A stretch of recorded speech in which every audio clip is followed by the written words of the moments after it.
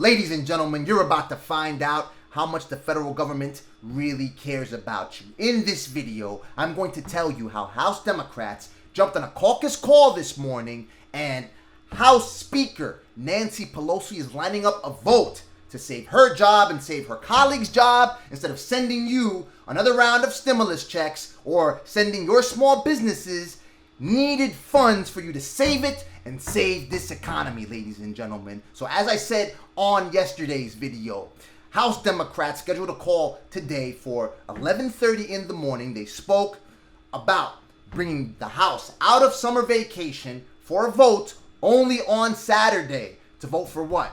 Are they going to vote on another round of stimulus checks? No. Are they going to vote on the extension, $600 a week, to supplement unemployment insurance for people who are unemployed? No.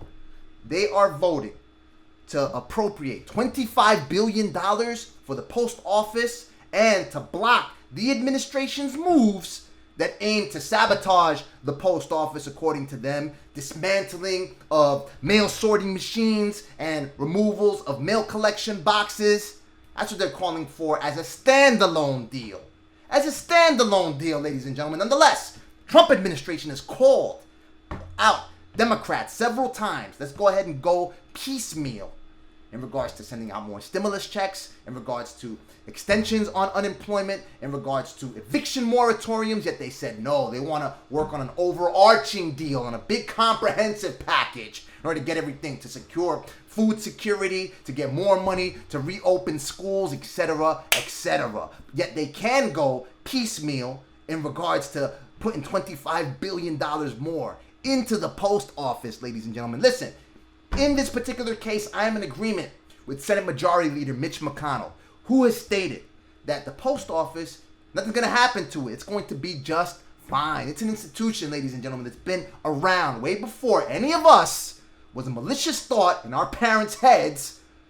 Not malicious because if it's whatever, or we were swimming in our father's scrotums, and it's going to be around delivering packages for our great-great-great-great-grandchildren. Add another few greats. It's still going to be around. What about the American people, ladies and gentlemen? What's up with standalone bills to go ahead and bring needed funding to the American people who constitute consumers? Personal consumption constitutes 70% of GDP. It's set to contract 5% in 2020. They don't care about that.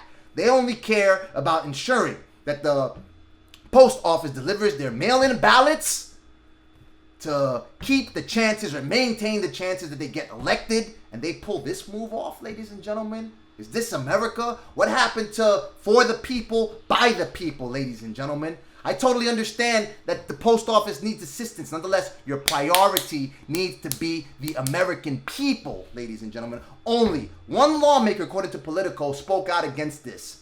Steve Scalise, Republican from Louisiana, House Minority Whip. He stated that it's a money grab by Nancy Pelosi. Nonetheless, Republican Senator Susan Collins from Maine and Democrat Senator Feinstein from California introduced the bill calling for $25 billion for the post office in the Senate. And it has two other people backing it. Two Republicans, ladies and gentlemen. Roy Blunt from Missouri, Senator Roy Blunt from Missouri, and Senator Steve Daines from Montana. Both Republicans, and they're backing this bill. Now they're all coming together. Nonetheless, when it comes down to another round of stimulus checks, where are they at, ladies and gentlemen? Where are they at? Even Mitch McConnell, later on in the article from which I'm drawing this information, stated that he will work with his colleagues in order to get funding for the post office to ensure that elections are run the way they're supposed to be run, ladies and gentlemen. What about the stimulus checks, ladies and gentlemen? Why don't they call them out? Why don't they go piecemeal if they think the Trump administration is bluffing on whatever they're talking about? I've heard several White House administration officials, White House officials, go out and say, listen, let's do piecemeal. We can go for CARES 4 and CARES 5 and CARES 6. Mnuchin said that. Go ahead piecemeal on the stuff on which we agree. We agree on stimulus checks. If the White House is asking for $1,200 stimulus checks, $2,400 for couples, $3,400 for a family of four, then go ahead and come out with your proposal for stimulus checks. $1,200, and a family with 3 children gets up to $6,000. Go ahead. Go, let's do it piecemeal. Call them out on their bluff. And if they don't want to come up with the extra money, as a matter of fact, President Donald Trump stated that he wanted to give out more money through stimulus checks to the American people. So what's up? Now, during this week, the House Oversight Committee is drafting the bill as quickly as possible. Now they're getting their wheels turning. Now they're doing something. They stop dragging their feet. When it comes down to the American people, they'll drag it down to the bone on their heels, ladies and gentlemen. That's what I'm talking about. See, as I've said on several videos, I am not biased. I am not affiliated with any major political party. I'm about helping you, the American people, helping you, the small business owner. Why don't they go stand alone on S.4227 that mandates that the Small Business Administration disperses the full $10,000 economic injury disaster loan advance to all legitimate small business applicants. It blocks the Small Business Administration from doing whatever it is that they want with the advance program. Yet they want to block the post office from slowing down votes and potentially performing actions that could jeopardize their positions in office. The Honorable Chuck Schumer, the Honorable Scalise, the Honorable Mitch McConnell, the Honorable Susan Collins, they all need to be dishonorably discharged from performing the actions of representing us in the Congress, both in the lower and the upper chamber, ladies and gentlemen, because they're not doing, this is taxation without representation, ladies and gentlemen, what they're doing over here. I don't know where they think about this. This is a major blunder. I don't know if that behind the scenes, the president said, I've committed enough blunders, now it's time for you to commit another blunder. They better come correct with the Democratic National Convention tonight, ladies and gentlemen, because they've got two universal basic income warriors on deck. Okay, they got Bernie Sanders that together with Kamala Harris introduced a bill calling for $2,000 recurring stimulus checks. What the American people want, according to a Change Research and CNBC study released months ago, 74% of swing state voters stated that they want recurring direct payments. And about, I think it was 53% of Republicans called for that much. Or about 53% of Republicans also called for recurring direct payments. Okay? They're doing it. He wants up to $10,000 per family, where in this particular age, I don't know, in this country, I don't see it happening. Sounds way too good. Plus retroactive payments. Nonetheless, they've also got Andrew Yang on deck. Andrew Yang. Bernie Sanders, he has other things to say. He came out on the Sunday morning shows and he was discussing about, he called out Trump because supposedly he's not supporting $1,200 stimulus. He is supporting $1,200 stimulus checks. It's incorrect. They have all these cute excuses to stop it. He's incorrect in that respect. So he's not talking about $2,000 recurring payments anymore. I don't hear Kamala Harris talking about it. Nonetheless, Andrew Yang, the big UBI guy, that's the only reason that I know his name, is because he's calling for $1,000 payments to each, or to Americans, $12,000 a year. That's the only reason that this dude is relevant. I don't know anything else about him. And he has all these stats to substantiate his argument.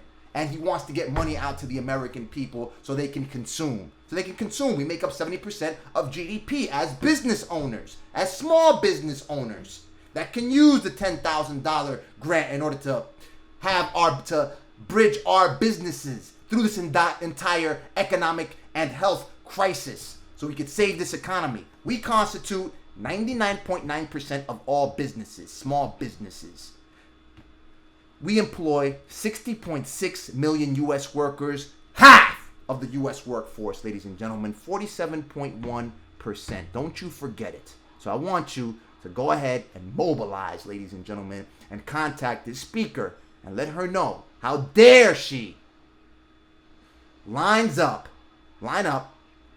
a vote piecemeal, $25 billion for the post office, yet she doesn't go piecemeal with another round of stimulus checks, extensions for the unemployed. Even if they give her piecemeal, all right, we did the stimulus checks. We got them at $6,000 or $3,400 or whatever the number may be. Then come back piecemeal for food assistance and everything else that you want.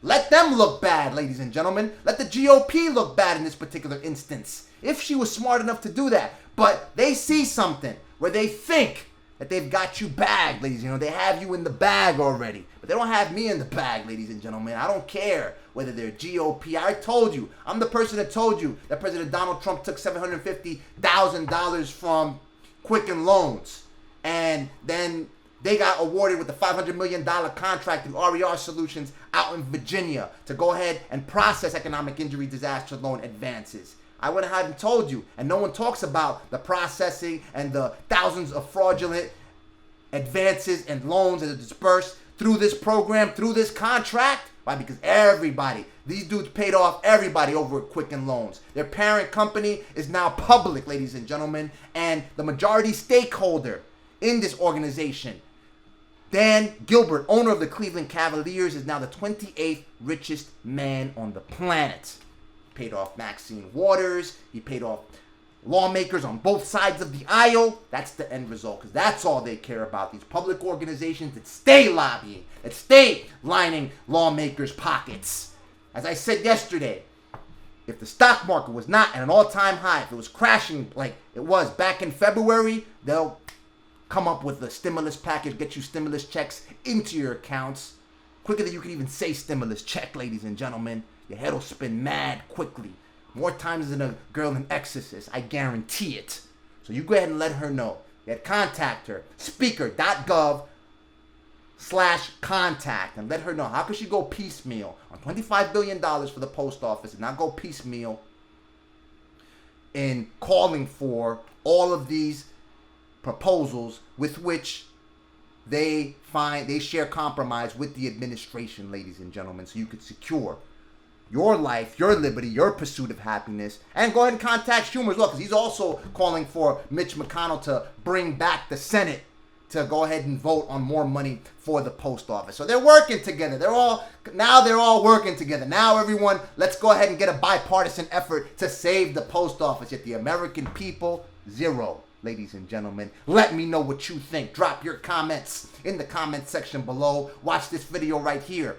For more economic injury disaster loan and stimulus coverage, click the like button if you like the video. Click the subscribe button to stay on top of my findings. I mobilize like no one else won't. Report what no one else will.